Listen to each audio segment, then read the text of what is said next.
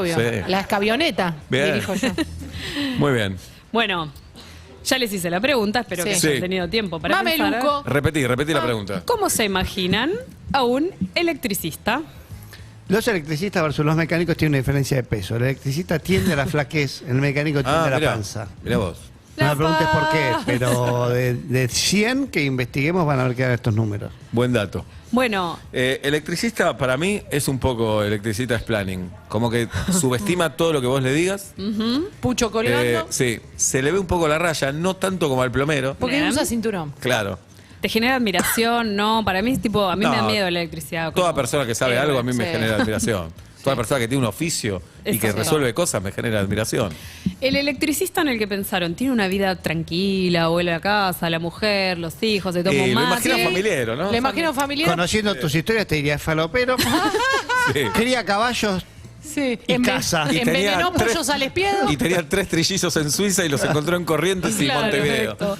Sí. Y es jeque. Bueno, ¿es futbolero? Sí, el electricista futbolero. obvio. Es de Racing, Tomba, el el electricista de tomba. Racing. Racing. Pero está a las puteadas, siempre con Racing. Siempre estará Pero siempre puteado. sale campeón. Nosotros Sí, sufrimos, pero dice. no, Nosotros sufrimos. Sí, Y a los 40 doble stent. sí, claro. Mínimo, para empezar a hablar. Y le gusta ir a pescar. Le gusta ir a pescar. Bueno, este vive en Mar del Plata, así que Bueno, puede ser. Te lo dije. Bueno, hoy les voy a contar la historia de José. José, electricista, como les conté. Maduren, por ¿Para querer que le cambie el nombre? No, mi papá se llama José. Sí, y se dedica a estar en el Pará, palo de la electricidad. ¿querés que le diga Marcelo o es No, peor? no.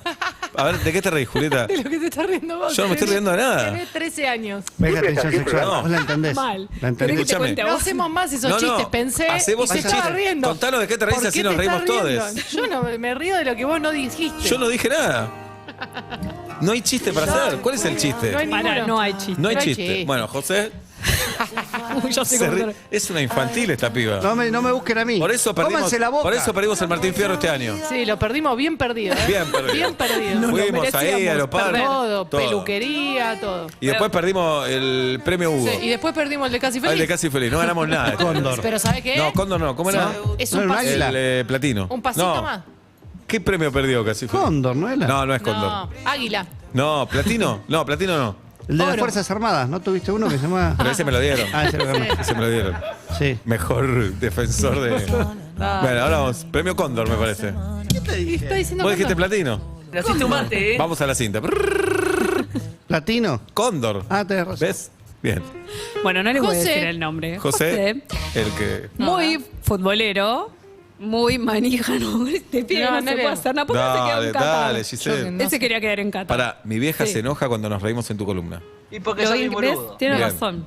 Dale. Lo Una tenemos. que estudió y no la No, y escuchamos. aparte esta Por columna supuesto. se mete en un tema jodido, te vas a arrepentir. Sí, es como verdad. como Dale. siempre. Ahora se va a reír Así igual. que puedes ir cambiando el Peor. tono ya. Si es muy trágico, igual nos podemos reír de los nervios. Sí. No, Si se pone no. muy trágico, me voy. Bueno, Dale. dale. Empecé a levantarte. Si no se para, que no le parece trágico algo que igual va a ser horrible. Tenés razón. Tiene sus tragedias. ¿Estás preparado? Estoy preparado para todo, Bueno. Giselle. Les contaba la historia de José, electricista, muy futbolero él, que en 1990 se va a Italia a ver el Mundial.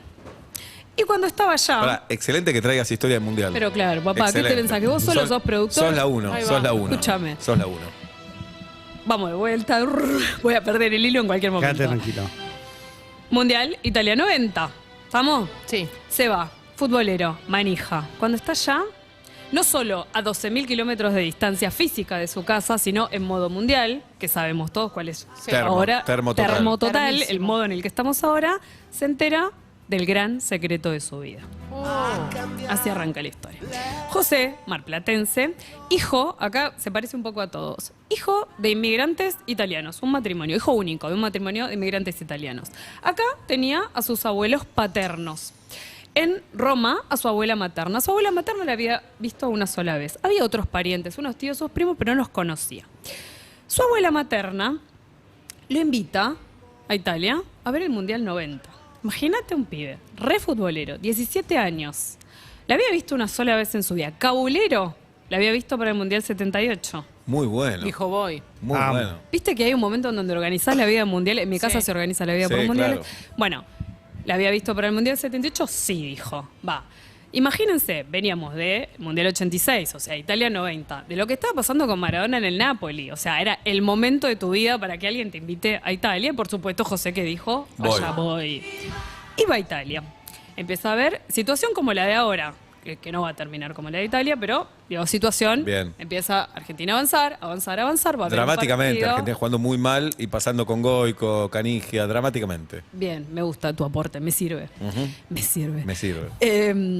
Empieza a ver los partidos y en un momento, entre partido y partido, decide viajar a Petacchiato, que era un pueblo muy chiquitito, a una distancia como de que les diga 3 horas de auto de Roma, ¿no? Gran ciudad, a visitar a estas familias, a esta familia a conocerlo.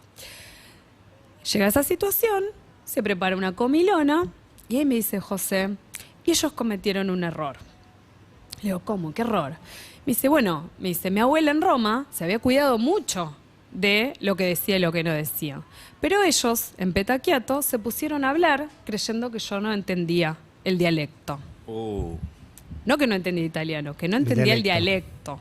El dialecto de ese pueblo, de esa zona. De ese pueblo. Y yo le digo, primero, ¿qué te dijeron? ¿Qué escuchaste? Y segundo, ¿por qué entendías?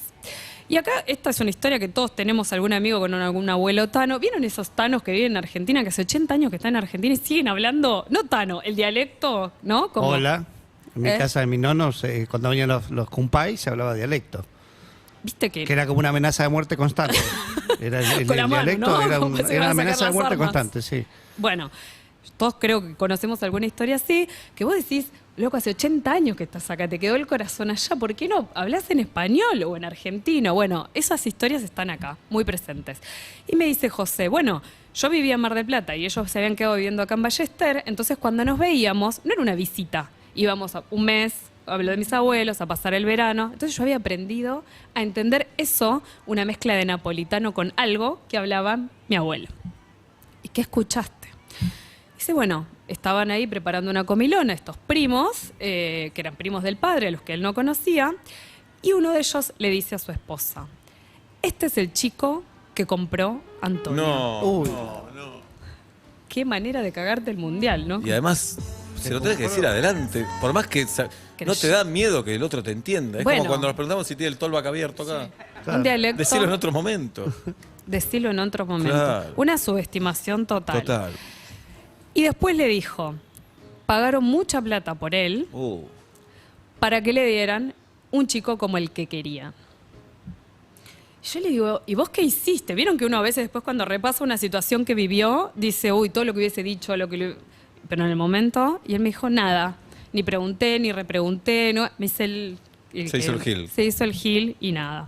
Bueno, así siguió la vida, imagínense con lo difícil de esa situación. Vuelve, no dijo nada en esa situación, nadie se dio cuenta cómo habían metido la pata. Vuelve a Mar del Plata y enfrenta a sus padres. Yo no sé, es muy difícil de ponerse en ese lugar, pero ¿ustedes qué piensan que harían si viene un hijo a increparlos por una gran mentira? 17 años. Es fácil desde afuera, ¿no? Pues yo creo que desarmás todo y decís, vení, sentate Te cuento. y qué sé yo, no sé, con el dolor del mundo. ¿no? Incluso- Tan fácil. Se pide disculpas. Se pide y disculpas, después incluso hasta explica. se puede explicar por qué uno mintió, ¿no? Porque a veces uno miente por miedo y por un miedo muy amoroso, que es miedo que no me quieras más. O morís con las botas puestas, que es sostener la mentira. ¿Qué pasó en el caso de José? Los padres murieron con las botas puestas. Oh. O sea, le sostuvieron la mentira, tanto que en un momento lo hicieron dudar. Él me dice, yo llegué a un momento que dije, ¿pero yo habré entendido bien? Bueno, cuando les digo murieron con las botas puestas es porque Murieron. cuatro mundiales después, los dos padres murieron en 6 meses, con 6 meses de diferencia, con algo, cada uno cree lo que cree con respecto a las enfermedades y demás, pero esto es lo que cree él. Los dos de un cáncer que se extendió por el cuerpo y él me dice, el secreto, me dice, lo que se traga, me dice, yo no puedo verlo como separado de eso la enfermedad de mis viejos. Se mueren, mis viejos, comillas, ¿no? Se mueren los padres y vieron estas historias que muerto el perro se acabó la rabia y ahí un montón de gente que no hablaba empieza a hablar. Y aparece una tía y le dijo, José, vos sí habías entendido bien. Sí, te compramos. ¿Y cómo? ¿Y por qué no me lo dijeron? Le dijo, bueno, fuimos a... Es verdad, tu papá vendió una casa que tenía en Villa Ballester, pagó gran parte de esa casa por vos en efectivo y esperó 2 años para tenerte. Y dice, ¿por qué espero tanto? Y esa es la parte que a él le enoja. Y también les cuento esta historia porque venía contándoles historias de familias que igual son familias, a pesar de lo ilegal, que son como más románticas, y esta historia no, él se enojó mucho con los padres. Y le dice, ¿por qué espero tanto? Y porque quería un varón y que fuera blanco. Y yo le digo, ¿por qué te enoja esa situación? Y me dice, porque me dice, ¿qué querían? ¿Un hijo o un perro? ¿No? Como uno elige por catálogo el hijo que quiere, si realmente el valor era el hijo o un perro.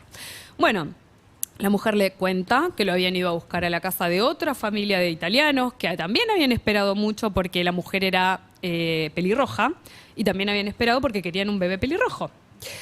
Y bueno, y había pasado el tiempo y me cuenta José, su papá había sido militar en Italia, que cuando se empezó a correr la bola en la familia de que todos estaban sugiriendo contarle la verdad, el papá no dijo nada, simplemente apoyó un arma en la mesa del living y todos entendieron perfectamente de que ese tema no se podía hablar. Bueno, la vida de él siguió basada en ese silencio que les estoy contando. Tuvo 6 hijos. Yo le digo, ¿cómo sigue la vida cuando estas cosas no cierran? ¿No? Como escuchamos muchas historias de la identidad. Y yo me quedé con 2 cosas que él me dijo, algunas más abstractas y otras más concretas. Abstractas, él me decía, por ejemplo, yo no sé cuándo cumplo años. Eso lo escuchamos muchas veces. Y yo le digo, ¿y cuándo lo festejás? Para salir del brete. Y me dijo, y no sé, me dijo, me dice, mi mujer trabaja en un servicio de lunch y a veces le sobran sanguchitos de miga. Y bueno, y hay días que yo digo, hoy es mi cumpleaños. Durísimo. Y le digo, ¿por qué sabes que esa no es tu fecha de cumpleaños? Y se dio cuenta, en esas investigaciones artesanales que a veces hacemos, mirando sus fotos de Navidad. Cuando mira sus fotos de su primera Navidad, supuestamente él tenía 3 meses, ¿no? Porque había nacido a fin de agosto. Y cuando mira las fotos, está en andador, casi caminando. Y recién ahí dice, un bebé de 3 meses casi caminando. Y ahí se da cuenta que no sabe, y ya no sabe, y no va a saber cuál es su fecha de nacimiento. Y acá te cuento la tragedia, pero te la paso rápido. Pero para que entiendas lo concreto de las preguntas que a veces se hacen estas personas, que es que él tenía 6 hijos, una de sus hijas le agarra una crisis de asma y se muere en el 2016. Y la pregunta que él me hace, a la que yo por supuesto no pude responder, fue, ¿y si yo hubiese conocido mis antecedentes? ¿Vieron cuando vos vas al médico que te preguntan antecedentes? Si yo hubiese conocido mis antecedentes, ¿habría tenido mi hija otra oportunidad? No lo sé. Bueno, sigue su historia, sigue su vida, y acá es donde a mí me gustó como contarla, porque es muy dura, es cero romántica. Su hija igual le abrió una puerta enorme, que es que él se dio cuenta que él no había en su historia una partera loca como un lobo solitario que se quiso llenar los bolsillos, sino que esa hija lo ayudó a buscar por las redes sociales y se dio cuenta que lo que había era una red de parteras que trabajaban en red. ¿Vieron el otro día, ayer, que se robaron un bebé? Sí. La recuperaron. Y la recuperaron, sí. ¿No? Como yo le estoy contando una historia de hace 50 años, alguien me podría decir, son cosas de una época, pasó ayer. ¿Y para qué se creen que robaron ayer una bebé? Para venderla, porque digo, salvo que sea la mano que mece la cuna, digo, eso es compraventa, no hay mucha ciencia. Bueno, sigue él esa historia y yo le digo, bueno, ¿y qué te pasa cuando vienen los mundiales? ¿Qué te pasa? ¿Te angustia? Y me dice, ahora te voy a decir lo que a mí me pasa cuando vienen los mundiales. Y me cuenta lo de las parteras. Él pensaba que su historia era una historia única. Su hija, esta que murió, Josefina, lo había ayudado a darse cuenta de que no era una historia única. Y estas parteras, ¿saben dónde operaban? En plena ciudad de Buenos Aires. El epicentro era un departamento de la calle Jufré, a 20 cuadras de la cancha de Atlanta, al lado de mi casa. Ni clandestino, ni escondido, ni turbio, ni guardado. Acá nomás. Y él entendió que era parte de una historia mucho más colectiva. Y le digo, ¿qué te pasa cuando empiezan los mundiales? Porque ¿no les pasa a veces que, qué sé yo, si te pasó algo feo, no sé, en primavera, aparece la primavera y te toca ese botón que te... Le digo, ¿te angustia? Y él me dice, no me angustia. Me dice, al contrario, me dice, porque yo descubrí que yo vivía en una gran mentira. Y en ese mundial, más allá de que fue durísimo, pude saber la verdad. Y yo le digo, bueno, y esta historia puede no cerrar, ¿no? Porque también está bueno, viste que siempre en las historias decimos, ¿tiene final feliz? ¿Tiene final infeliz? ¿Qué hacemos con las historias que no tienen final? O sea, la vida, ¿qué pasa? O sea, se queda trabada ahí, él tiene igual sus hijos, tiene su vida. Y él me dice, no, me dice, yo creo que igual, más allá de que esto cierre o no cierre, yo aprendí un montón de cosas. Bueno, le digo, ¿qué aprendiste? Y me dice, para mí lo más importante que aprendí fue a ser transparente. Y vieron que esta cosa de ser transparente puede ser una cosa recursi o puede ser un gran valor. ¿No les pasa a veces cuando conocen a alguien que no es lo mismo una persona a la que vos decís, no le saco la ficha, que una persona a la que ves a trasluz? No sé, yo me estaré poniendo grande, pero para mí es como un gran valor esa cosa de la transparencia en el sentido de te saco la ficha. Y me dijo, y bueno, y eso aprendí a hacer yo, y eso aprendí a enseñarle también a mis hijos, ¿no? A ser transparentes. No, me decía, ni la mentira piadosa, ni la mentira por agradar, ni la mentira por quedar bien, ni no porque pobre se va a enojar. Y yo le digo, ¿por qué? ¿Por qué? Porque digo, podemos discutir si las mentiras piadosas tienen un sentido, ¿no? Y él me dijo, bueno, yo hablo por mi historia. Me dijo, pero a mí la historia me demostró que todo lo que se traga se pudre. Y nunca supo nada de sus padres biológicos. Y él no sabe nada y probablemente no lo sepa. Eso lo tiene bastante claro. Y a mí me parece que eso está bueno, que él sepa que tal vez eso Está cerrado. no llega a ningún lado. Así que su objetivo, él me decía, yo estoy viviendo el Mundial como lo están viviendo ustedes. Viste que hay ustedes y nosotros. Igual, con la certeza de que lo que me trago se pudre, lo que se pudre se infecta. Eso le dejo a mis hijos. Pero bueno, viviendo un Mundial, sabiendo que pasó 7 mundiales antes en su propia historia. Gracias, Giselle. Te dejé medio... Una excelente historia, como siempre, durísima, pero muy bien contada por Giselle Sousa Díaz, aquí en Vuelta y Media.